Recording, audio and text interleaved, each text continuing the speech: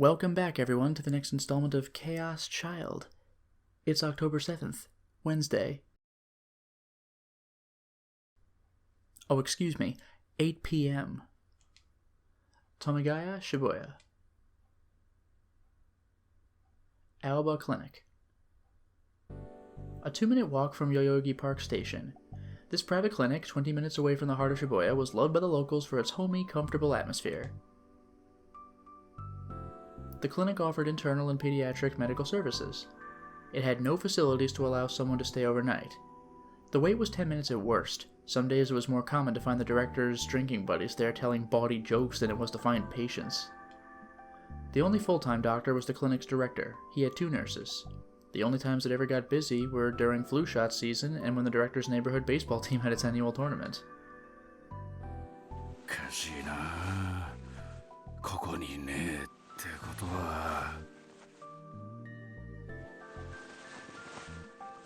The clinic's second floor. This floor with its living room, kitchen, and bath, and the third floor with the rooms for the children, formed the localized small-scale children's welfare facility named Aoba Dormitory. There was no sign identifying it outside, so if you just walked by the building, you'd have no way of knowing that the upper floors were an orphanage.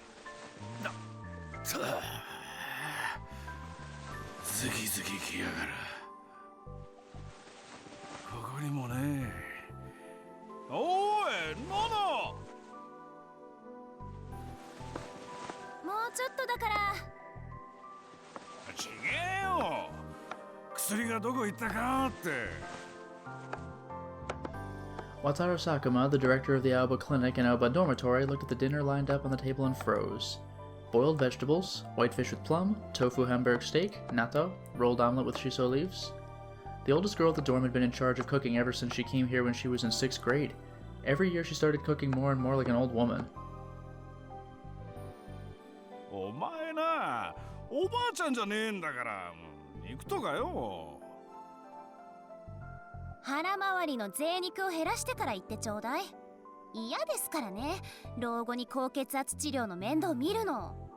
Damn.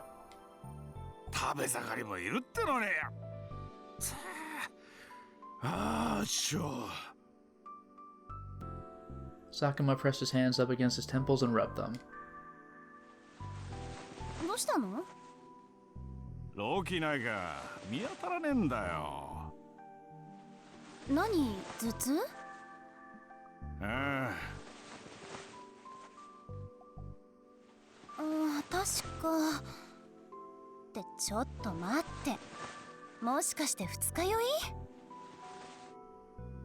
Sakuma moaned a little. Kurusu smiled gently at him, still holding the kitchen knife.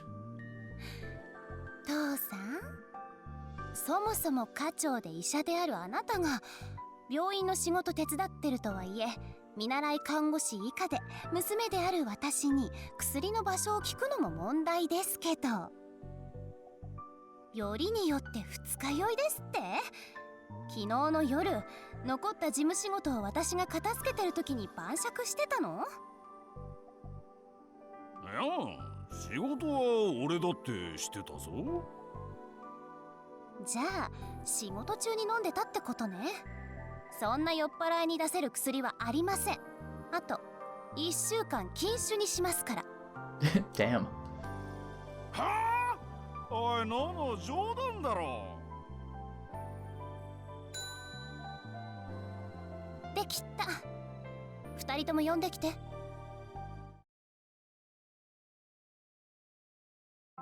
ごちそうさま。おいしかった。ごちそうさま。はい、お粗末様。お茶入れるね。ゆう、手伝って。Her little brother nodded, and together they took the plates the 4 of them had been eating on to the kitchen. They had been eating on. They took them to the kitchen. It was their job to clean up. Yui Tachibana and Yuto Tachibana were brother and sister. They were the only 2 siblings at the Aoba dorm who were actually related by blood, and the rest of the neighborhood thought it was cute how they were always together. The Shibuya earthquake had occurred when Yui was in 2nd grade and Yuto was only 6 and hadn't started school. After the earthquake, the 2 of them had come to Aoba dorm. The 2 of them had been depressed for a long time, between the shock of losing their parents and their experiences in the earthquake's aftermath. Now they'd made it to the second year of middle school for Yui, and the last year of elementary school for Yuto. のの、明日の夕飯は先に食べてていいぞ。During the meal, Sakuma had complained about Nono's ban on his drinking, but Yui had told him he'd brought it on himself. The little kid. He'd spent the rest of dinner muttering to himself, but by now he'd calmed down a little. 最近バタついてるからよ。嫌です。温め直すのめんどくさいもの。それにバラバラに食事するのって好きじゃないの。できるだけ家族揃って食べたい。でもバタついてるってどうしたの？ Kurisu checked the clock as she spoke. It was almost 9. Aoba Clinic closed at 6:30 p.m., and it was often after 7 p.m. by the time Sakuma finished his paperwork and came up the stairs. Kurisu would have dinner ready around that time. But it was true that lately he'd been coming up later and later. Sakuma shrugged and said he wasn't sure why exactly, but... 大学の後輩が渋谷でやってる医院もそうだし、ここらのでっけえ病院、代々木の AH 東京総合病院とかよ。最近忙しいらしいんだよ。Curious? のの？あ、ごめん。それで？ま、復興祭が近いから浮かれて怪我するやつが増えてるんじゃねえかとか、それに合わせて例の症候群をもう一度見直す動きがあるとか、いろいろ言われてんだけどよ。見直すって6年経って今さら？わかりやすく復興して治ってんのは街の外観だ。ここはそう簡単に治らねえからな。うちの患者は別に普段と変わらねえんだけどよ。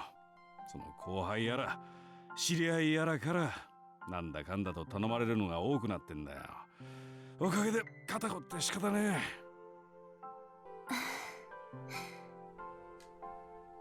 え。As her father rotated his shoulders to stretch them, Nono told him he was doing a good job. He normally looked like a goofball, but Kurisu knew that he was reliable when it counted. Aoba Clinic was far enough from Shibuya that it hadn't been damaged during the quake, and so it had remained open. She'd heard that Sakuma had taken in patients with minor wounds, a field that was outside his specialty, and treated them. When she helped at the clinic's front desk, the patients would often tell her grateful tales about what he'd done then. どうしたの？この梨。パーラー西野で安売りしてたの。いただきまーす。Yui and Yuto had come back from the kitchen with tea and a sliced pear. She stuck a toothpick in a slice as she spoke. 甘くておいしい。ああ、ゆいポン酢買っといてくれた？今日そこねでしょ？うん、お一人様1個までだったからユウ連れて2個ゲットしてきた。あ、そうだ、いつものスーパータイムセールの時間変わるって。嘘。1時間遅くなるんだって。ああ、困るな。夕ご飯の買い物どうしようかな。あと風呂場の洗剤切れそうだったよ。あの白のパッケージの。それは週末のセールを待ってる。どこの？青木薬局。クーポンあるよ。ほんと？助かる。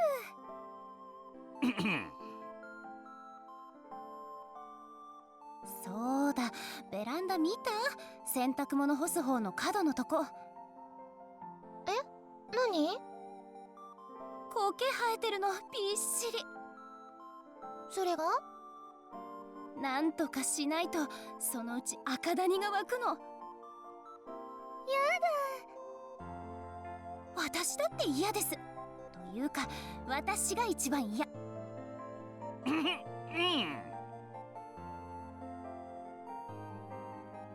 何？さっきから喉痛いの？風邪？ちょっとありえないんですけど、お医者さんでしょ？看病するの私たちなんですからね。ただでさえ寝汗が多くて洗濯が大変だって言うのに。少しは痩せてよ。だいたい父さんの食費だけで月にいくWow, ら。brutal.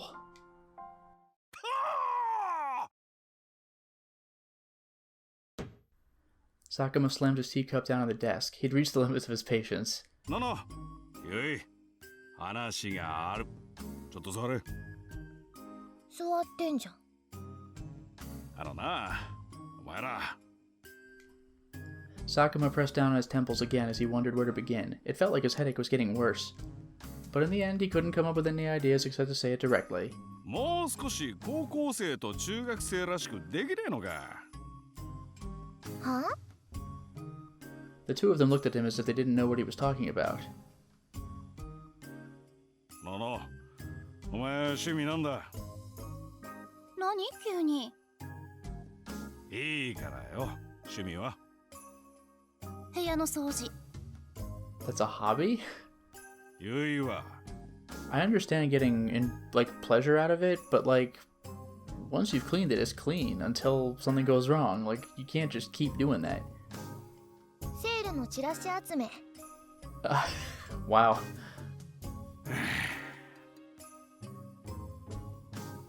The two of them kept eating their pear slices, unsure of what he was getting at. And then they continued their conversation, saying, "What's his problem? It must be terrible getting old." 座れ。座りなさい。座ってるって。お前ら何歳のうちから初対地見てんだ。セールがどうの、食費がどうの。学生の会話が。家のことは任せるって言ったのは父さんでしょ。Kurisu ran the Aoba dorm's budget, and Yui helped her. もっと遊べっつってんだ。ライブ行ったり、服買ったりよ。別にいいよ。ネットで聞けるもん。言われなくても服はフリマとかで買ってます。いいのない時は自分で作っちゃうもの。ちゃんとしすぎなんだよ。あんな、隙のない女はモテねえぞ。クラスの子供っぽい男子になんか興味ありません。Well. あとのの姉は中等部じゃアイドルだから。そうなの？ Of course, Yui nodded. Yui went to Heikiho Academy's middle school, which was located close to the academy itself. The high school and middle school did a lot of activities together, and Kurisu had gone to the latter before as part of her student council president job. Kurisu chuckled. こっちじゃどっちかっていうと怖がられてるんだけどね。彼氏の一人もいねえのか。お前の浮いた話聞いたことないぞ。クラスの子供っぽい男子になんか興味ありません。Yeah, I was gonna say, I don't know about that guy who's in the club with her, that other thing she does, but in the newspaper club, ooh boy, it's slim pickings. そっちも男子ってそうなの？年頃の男子なんて何歳でも一緒でしょ。Kurisu sipped her tea with a smirk. ブラコンめ。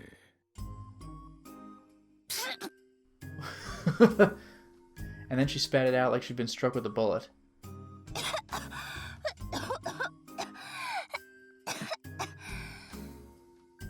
ののね、大丈夫？ゆ、ティッシュ。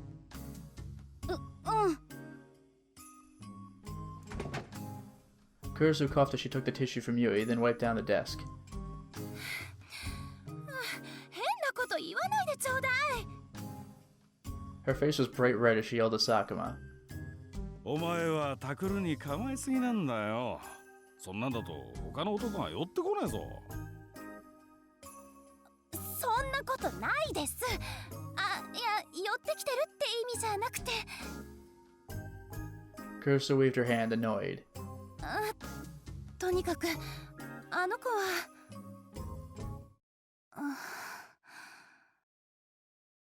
ののね。 Kurisu threw the tissue in the garbage can without answering. 言うとは？この間ユイが言ってただろう。ほら、同じクラスの今野さんだがなんだか。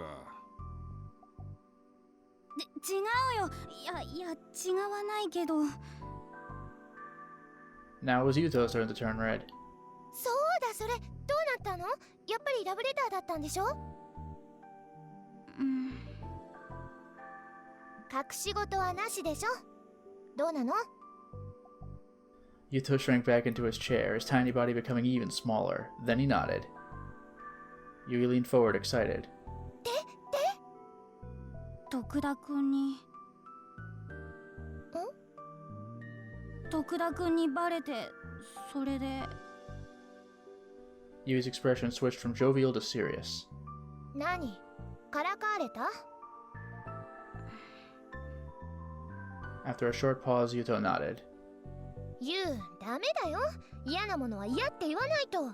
そういうのに慣れたら気づかないうちに曲がってくんだから。うん。でも、もしまたいじめられたりしたら姉ちゃんにいいな。やり返してやるから。ユイ、女の子がそういうこと言わないの。お前が言うか？ Yeah, isn't everyone afraid of Kuroso? She herself said that. どういう意味？ There were 2 rules in Aoba dorm. After dinner, everyone would gather around the table to talk, and no one was allowed to keep secrets. When Sakuma decided to open an orphanage after the earthquake, he first picked the name Aoba Dorm, and the second thing he decided on were those rules. I guess was those rules? The 4 of them talked until around 10 p.m. when Yuto started to yawn. Telling each other about their daily lives was how they kept themselves grounded. 入るよ。Kuroso entered the empty room, knowing there wouldn't be an answer. She started by wiping down the desk and then moved on to do the rest of the cleaning the same way she always did. Nothing had changed in the room since Miyashiro had left. Ah, jeez. It was still filled with books, papers, and DVDs. Home was the place where Kuroso felt the most calm and relaxed. It was where she could be herself and be with her family. Her favorite time of the day was after dinner. It wasn't that she was uncomfortable at Hekiho, but her personality was such that she always felt like she had to put her job first. And she liked the role that she had at home with her family more than she liked the roles she had in the outside world. As she cleaned the bookshelves, she saw a scrapbook. She'd seen it many times before, but she put it on the desk and started to flip through the pages.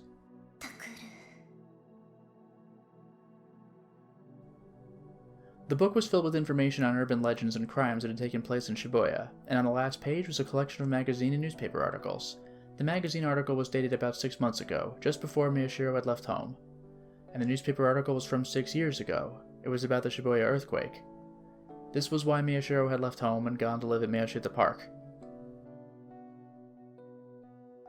日付が6年前の事件とぴったり一致してるんだ。事件は自殺っぽいっていう内容はともかく猟奇的だという点で同じ。 Far more importantly, Miyashiro has a face. Who would have guessed? あなた、殺されますよ。宮代拓先輩。Man, that sucks.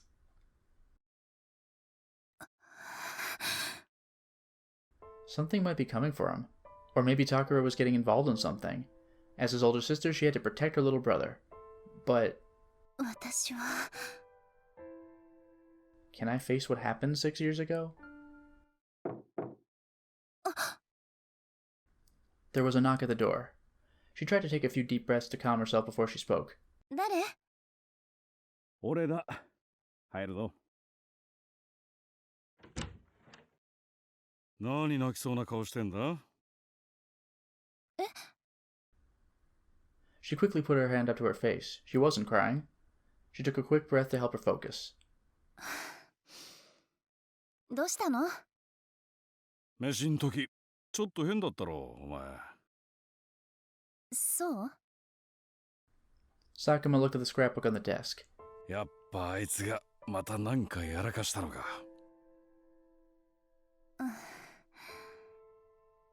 His voice was a father's. Kuroso put the scrapbook back on the shelf. いや、またやらかしそうというか。相変わらずだな。ラブホテルで警察にお世話になった後、お前ちゃんと止めたんだろ? Kuroso nodded, remembering what had happened in the hallway that day.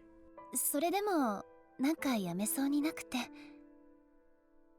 珍しいな。あいつがお前に逆らうなんて。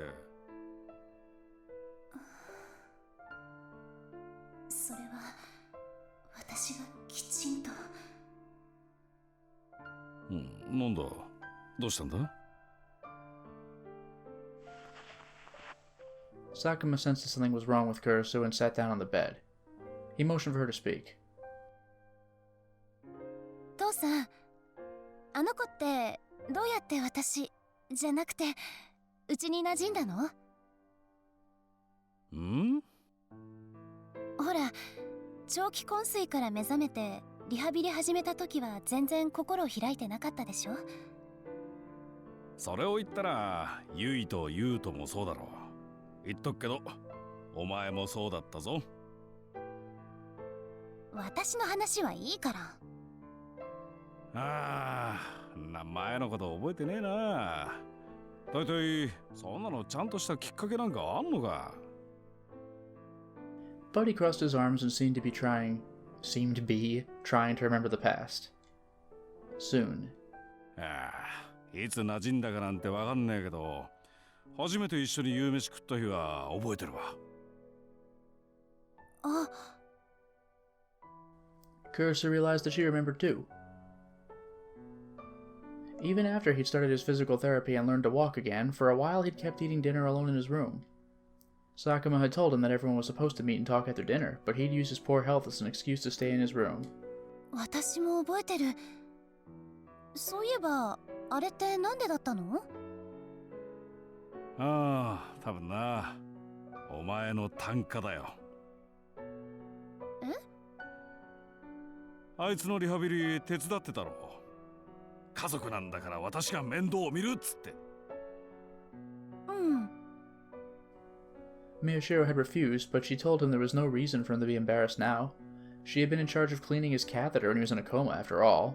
Touché. そっから前にも増してつきっきりで、昔からだ。お前のブラコンぶりは。だから違うって言ってるでしょ。んで、あいつが問題なく日常生活できるようになって、そろそろ学校も大丈夫じゃないかって、お前が俺に相談持ちかけたとき、なんて言ったか覚えてるか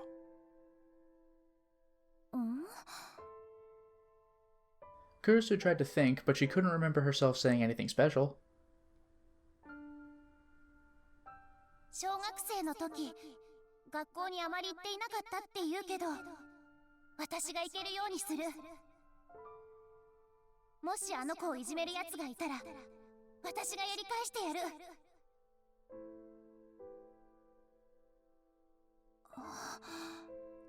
嘘でしょ？ She didn't remember that at all. 本当だよ。さっきユイも言ってたじゃねえか。明らかに昔のお前の影響だ。今以上にとんがってたからな。それをあいつは部屋の外で聞いてたんだよ。その日の夕飯からだ。あいつが一緒に食べるようになったのが。まあ結局あいつはあまり学校には行かなかったけどな。それでも保健室登校で卒業できたのはお前のしごきの成果だろう。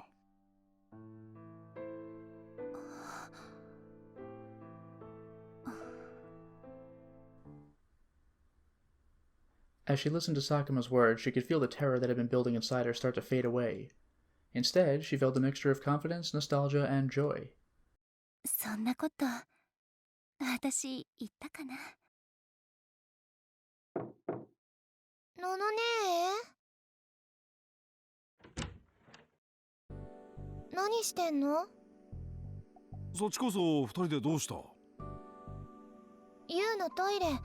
そしたら声が聞こえたから。そう。She smiled a little at Yuto's embarrassment. He couldn't go to the bathroom on his own at night. He'd always been shy and spent most of his time clinging to Yui, but the earthquake had given him mild scotophobia too.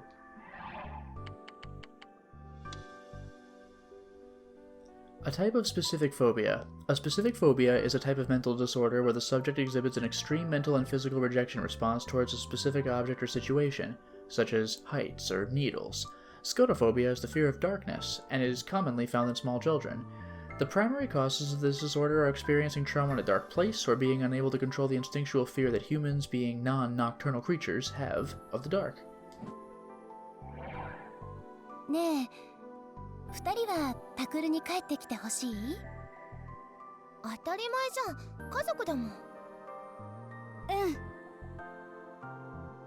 ていうか、タクル兄の掃除当番全部肩代わりしてるの私とユウだから、早く返してもらわないと。あと買い出し当番も。ああ、それもだ、忘れてた。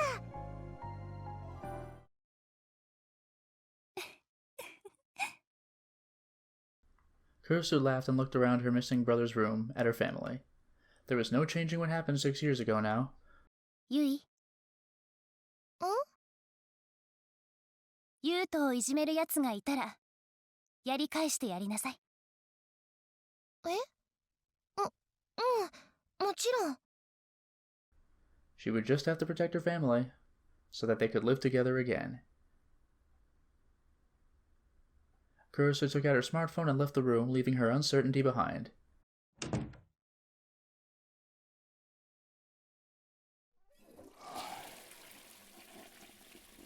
Back to us.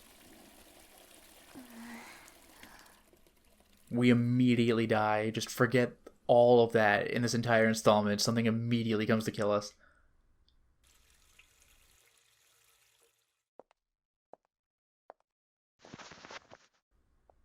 Jeez. Sarika was sitting with her legs crossed on the cold floor looking up at me. I put my ear up to the door and tried to see if there was anyone outside. 大丈夫。誰もいない。じゃあもう諦めていこうよ。さすがにお尻が限界。一石舞踏家。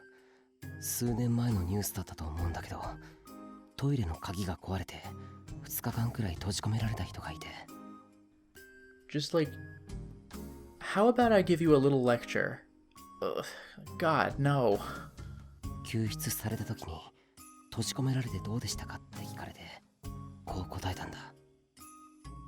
トイレがあってよかったって。Touche. If you're gonna be locked somewhere. 私たちは2人だからトイレできないじゃん。Damn it, she was right for once. But she was right, I was reaching my mental limits too. It was past 10 now, which meant we'd spent more than 2 hours locked inside the bathroom. We were on the 5th floor of AH Tokyo General Hospital in the women's toilet near the lobby. We learned in the club room this morning that the creator of the sumo stickers was here. Sarika and I had come to the hospital right after that. Each floor of the hospital had different sections, and each section had its own lobby. So we were able to go around to each floor and gather information by talking to the people there. Well, it was mostly Sarika who did the talking. Yeah, because Miyashiro can't talk to people for the first time. He, stumbles. And then we'd heard that there was someone in a private room in the back of the 5th floor who drew a lot of creepy pictures. Wow, alright. I got excited. The person drawing the pictures might know something. But there was a problem.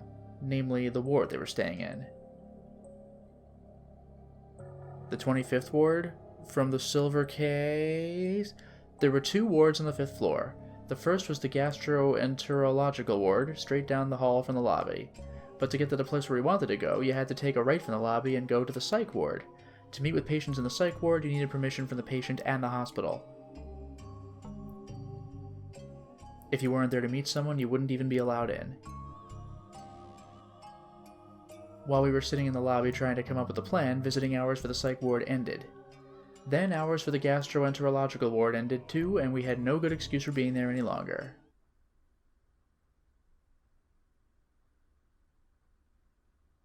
And that's how we got where we were now. If I hadn't taken Sarika's advice and chosen to hide in the women's restroom where the stalls were inevitably in use more often, someone would have gotten suspicious of us a long time ago. No, maybe they already were suspicious. くそ。少しでも情報を得て帰りたかったのに。When Ito saw the pair in the pictures at the club room, he proposed we start investigating them immediately. But I decided to temporarily leave that to him and visit the hospital. I didn't tell Ito where I was going or why. If he knew I was putting a priority on verifying information on a homepage run by a crazy man with no sources even given, he'd make fun of me. But I couldn't stop thinking about it. That's why I wanted to find something.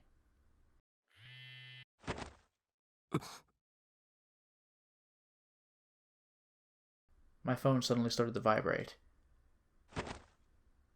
クルス I frowned when I saw the name. Damn, and at a time like this, too. タク You're not going to answer it? Sarika seemed to say silently. I decided to ignore the phone call. いいの？仕方ないだろう。きっと出たら面倒なことになる。 Whatever it was, chances are it wasn't something I wanted to hear, and I couldn't exactly hold a conversation right now.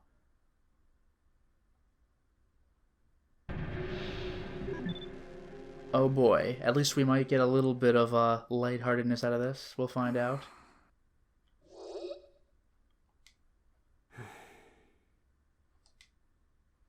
Two hours, huh? I didn't know being quiet and doing nothing was so tiring. Sarika had her arms crossed over her knees. She looked upset. Was I imagining it, or had she been really fidgety over the last 10 minutes? 変なの？ She doesn't use the bathroom, does she? まさかこの年でタクと一緒に女子トイレの個室に何時間もこもることになるなんて。そう言わずにもうちょっと付き合ってくれ。いいけど。でもこれ以上粘っても意味ないと思う。Sarika sighed a little. I looked away from her. I was starting to fidget a little, maybe because we'd been talking about going to the bathroom. Oh boy. Maybe I shouldn't have gone lighthearted. タク。ん？ Sarika sighed a little and slowly stood up. あのさ、ちょっと相談があるんだけど。相談？ Please don't make this incredibly uncomfortable. What was this about? Sarika seemed really uneasy. さっき遺跡ぶった話あったでしょ？ Uh-oh. ああ、うん。私言ったよね。私たち二人だからトイレできないじゃんって。言った。それが？ And that's the end of the conversation. Dream sequence over. Good talk, everybody. やっぱりなんでもない。 Correct. Sarika's head drooped. For some reason, she looked like she was about to cry. She was clutching the hem of her skirt tightly and shaking a little. どうしたんだよ。なんでもないって。 Correct. Everything's fine, you see? だってなんか泣きそうな顔してるじゃないか。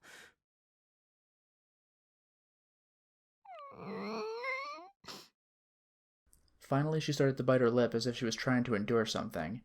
She really was acting weird. Sarika normally didn't behave this way. But who knows what happens when it's in our weird fantasies? どうしたんだ。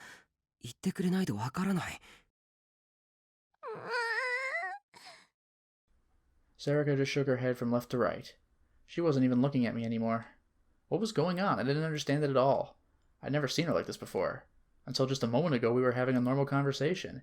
I grabbed her shoulder and peered into her eyes. Is that really happening? Like, when we snap back to reality, is she going to be like, why did you grab my shoulder? 言ってくれ。長い付き合いだろ。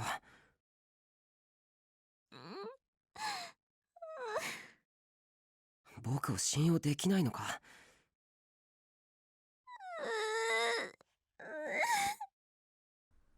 She shook her head even faster, and at last she started to cry. I looked closer and saw that her cheeks were flushed red.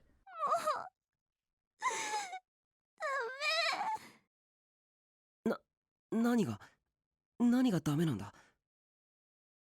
お願い、タク。あっち向いてて。 Man, this sucks. Can't I just leave the stall? And then Sarika's body shook violently, just once. Until a moment ago, she seemed to be suffering, but now she looked relieved and relaxed. Wow. I should have gone for the negative, like, get me killed choice or whatever the hell that does.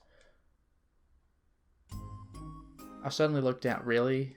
Alright. She was still holding her skirt hem tightly, and there was a puddle at her feet. Nice, like friggin' corpse party. Not only that, her long knee socks were soaking wet. Was this... まさかお前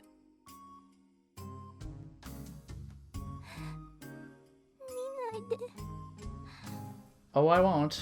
Sarika begged me in a quiet voice. I could smell a faint whiff of ammonia. It was obvious now what had happened. It took me this long, Mr. Detective, to figure out what had happened. なんでお前言わないんだよ。なんでこうなるまで我慢してたんだよ。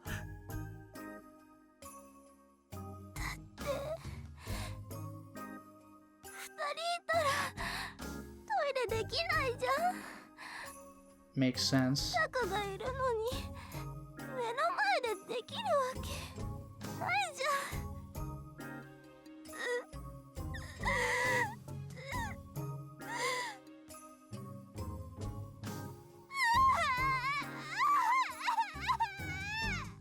I agree. Oh, thank God. If that happened, I wouldn't know how to react. Yeah, that makes two of us. But Sarika and I were in a situation where that could happen at any minute. Just suddenly. At any minute. Maybe it was time to go home after all, as that stupid idea crossed my mind. ちょっ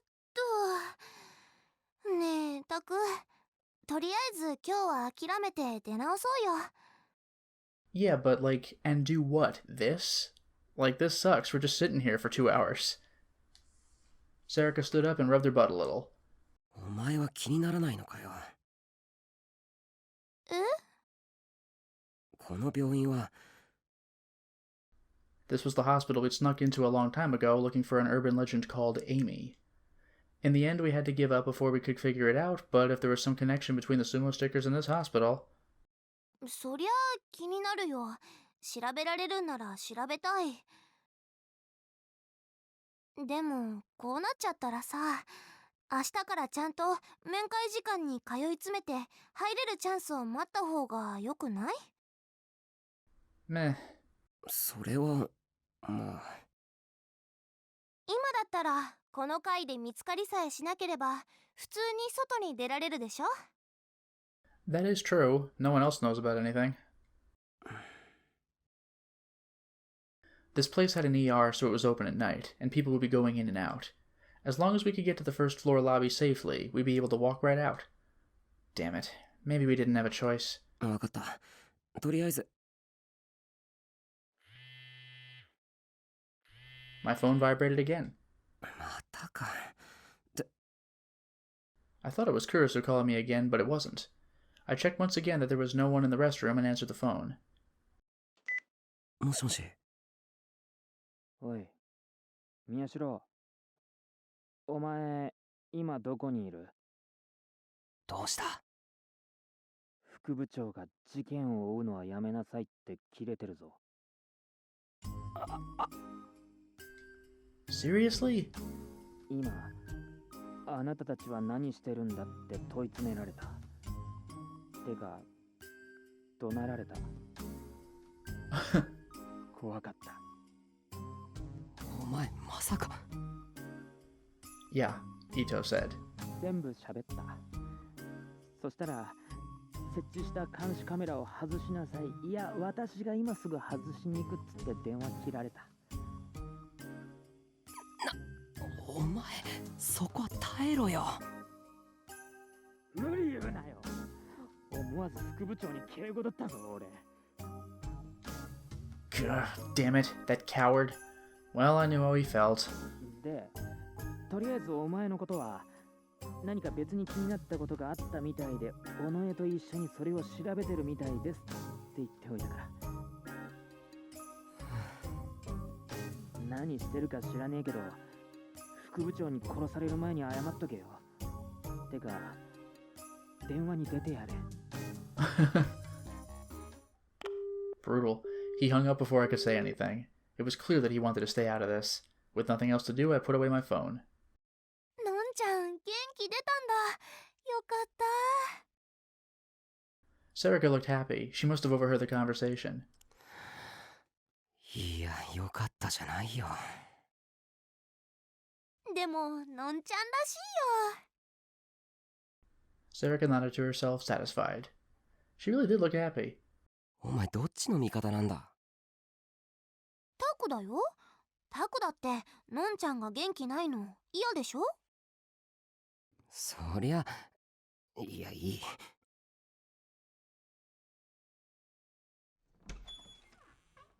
タク行くの？言っとくけど、諦めたわけじゃないからな。I just didn't feel like I was going to find out anything more by staying here. I'd just come back tomorrow during visiting hours, and dodge Kurisu somehow. よし。 There was no one around. I get the feeling, though, things are probably going to get spooky soon, so for now it is time to stop the installment. Well, we certainly made a lot of progress today, didn't we? We got a lot of Kurisu's perspective at the orphanage, and then found out that Miyashiro and Serica are just waiting in the bathroom for hours. How dull. They're out now, but the spooky mood lighting makes me think it's after hours, or if not now, then perhaps soon. Hopefully we don't get trapped in a creepy hospital. Until next time, everyone.